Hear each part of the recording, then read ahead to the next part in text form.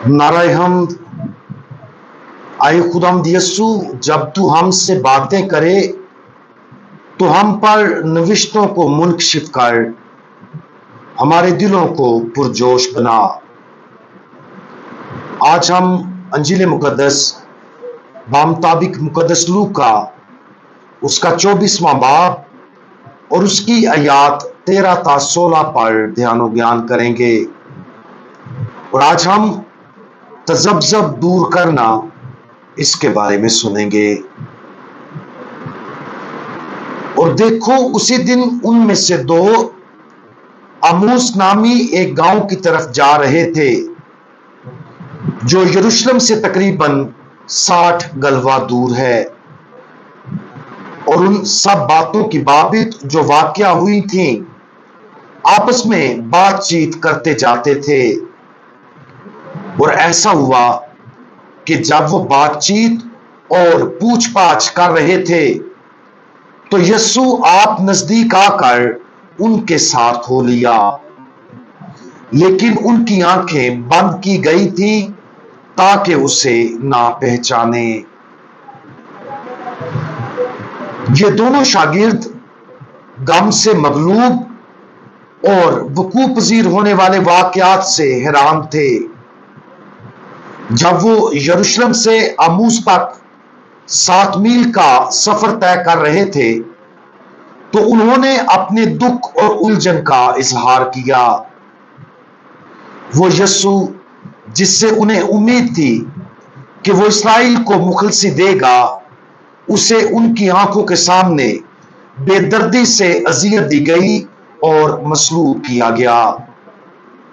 उसकी मौत के बाद उसे दफन किया गया और उसी सुबह उन्होंने कुछ औरतों के साथ साथ पतरस और यूहन्ना से यह खबरें सुनी कि उसकी लाश कब्र से गायब है। मजीद ये कि पतरस ने कब्र में सिर्फ कफन ही देखा और औरतों ने शागिर्दों को बताया कि उन्होंने फरिश्तों की रोया देखी जो कहते थे कि वो जिंदा है। उन दोनों को कुछ समझ नहीं थी कि क्या सोचें।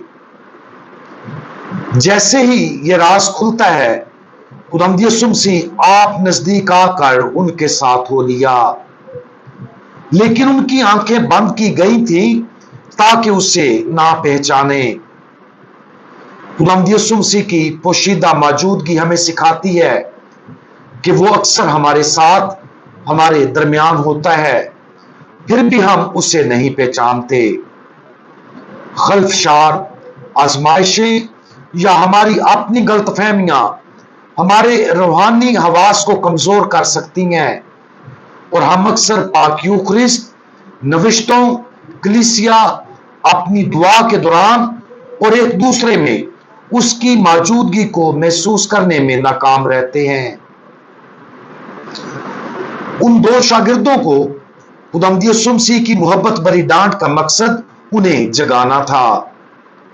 तब उसने उनसे कहा कि आए नाफहमों और नबियों की सब बातों के मानने में सुस्त इत्कादो, क्या जरूर ना था कि अल मसीह ये दुख उठाए और उसी तरह अपने जलाल में दाखिल हो। हर बार जब हम रूहानी अंधेपन की वजह से ठोकर खाते हैं जो उलझन का बायस बनता है, तो हमारा खुदावंद हमें भी प्यार से यही कहता है। हमें इस सरजंश को, अपने अंधेपन और उसकी मुसलसल मौजूदगी को महसूस करने की नाकामी को तस्लीम करते हुए आजिज़ी के साथ कबूल करना चाहिए। फिर यीशु ने तौरात मूसा और सब सहाइफ अंबिया से शुरू करके सब नविश्तों में जितनी बातें उसके हक में लिखी हुई हैं उन्हें समझा दी। तफहीम के रूहानी तोहफे के लिए उनके ज़हनों का यह खुलना कलीदी हसीयत रखता है। अपने रूहानी अंधेपन को आजिज़ी के साथ तस्लीम करते हुए और जिस अहम काना तरीके से हम अक्सर अपनी रोजमर्रा की जिंदगी गुजारते हैं, हम खुद को इस कीमती तोहफे के हवाले कर देते हैं। समझ का तोहफा ہماری اپنی کوشش سے حاصل نہیں کیا جا سکتا۔ جب ہم ایمانداری کے ساتھ اپنے آپ کو خدا کے سامنے عاجز کرتے ہیں، تب ہی وہ ہمارے ذہنوں کو ان تمام چیزوں کے لیے کھول دے گا جنہیں جاننے اور سمجھنے کی ہمیں ضرورت ہے۔ ایک بار جب وہ اموس پہنچے اور اس الہی اجنبی کو رات اپنے ساتھ رہنے کی دعوت دی، تو یسوع نے ان کی دعوت کو قبول کیا۔ جب وہ کھانا کھا رہے تھے تو اس نے روٹی لے کر برکت چاہی اور توڑ کر انہیں دینے لگا۔ عظیم کاہن اعظم خداوند یسوع نے خود انہیں یوخرست عطا کیا، اور اچانک اس پر ان کی آنکھیں کھل گئیں اور انہوں نے اسے پہچان لیا، لیکن وہ ان کی نظر سے غائب ہو گیا۔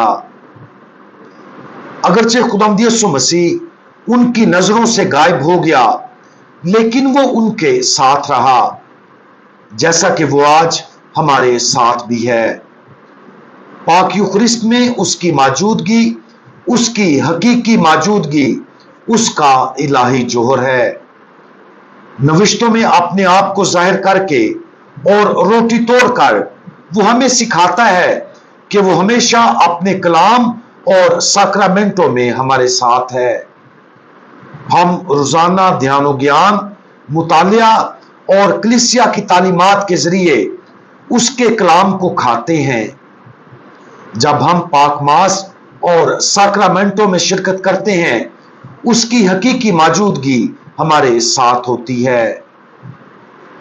آج ان دو شاگردوں کی ابتدائی الجھنوں پر غور کریں جو حالیہ واقعات سے نمٹتے ہوئے غم اور حیرت سے بھرے ہوئے تھے۔ ایمان میں اس ترقی کے ساتھ اس کا موازنہ کریں جس کا انہوں نے ممکنہ طور پر آنے والے مہینوں اور سالوں میں تجربہ کیا تھا۔ آہستہ آہستہ وہ سمجھ اور ایمان میں بڑھتے گئے اور اپنی غلط فہمیوں کو دور ہونے دیا کہ مسیحا سیاسی رہنما نہیں بلکہ دنیا کا نجات دہندہ ہے۔ جب بھی ہمیں الجھن کا سامنا کرنا پڑتا ہے تو ان شاگردوں کی مثال کی طرف رجوع کریں اور ان کے ذریعے سکھائے گئے اس بات سے سیکھیں۔